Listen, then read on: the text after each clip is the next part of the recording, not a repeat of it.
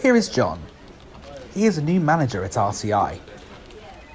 On his first week in the role, he has been getting several complaints from his team about an ongoing issue regarding a colleague named Steve. It relates to Steve's personal hygiene.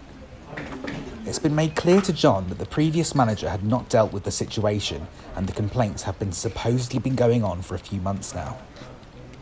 When John first met Steve, he did notice a strong smell of body odour and had at first put the problem down to it being a hot day. John has overheard his team referring to Steve as Stinky Steve, and is now very concerned that Steve will become isolated because of this. He also understands that it's not fair on the rest of his team to have to put up with the smells that Steve is protruding. John therefore schedules a one-to-one meeting to try and get to the bottom of the issue with Steve. Before the meeting, John refers back to his recent training course he had on managing challenging conversations. For this, John preempts some possible reactions that he might get from Steve and comes up with ways to respond. Firstly, he notes that Steve could get defensive or upset. He also might not realise that he's causing this issue.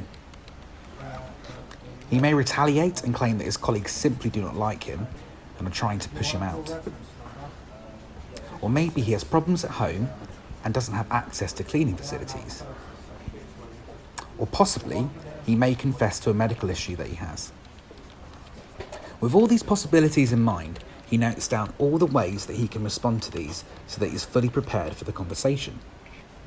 John is also mindful of how his communication style should be with John within the meeting, and considers how he might be perceived using either of these 4 communication styles. All 4 communication styles have different levels of power versus emotion. Assertive, high power. This is where you are dominating the conversation and having a more controlling tone. Receptive, low power. This allows your colleague to control the conversation. Responsive, high emotion. A more expressive and open style. It can come across a lot more personal than the above.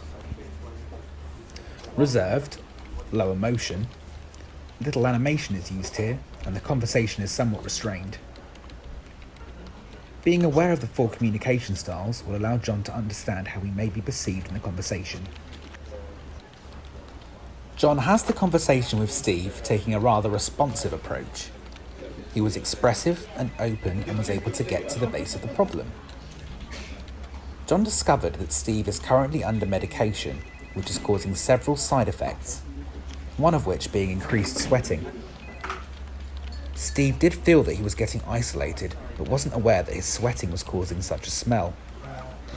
Steve was quite embarrassed, but assured John that he will rectify the problem and try using some different hygiene products out.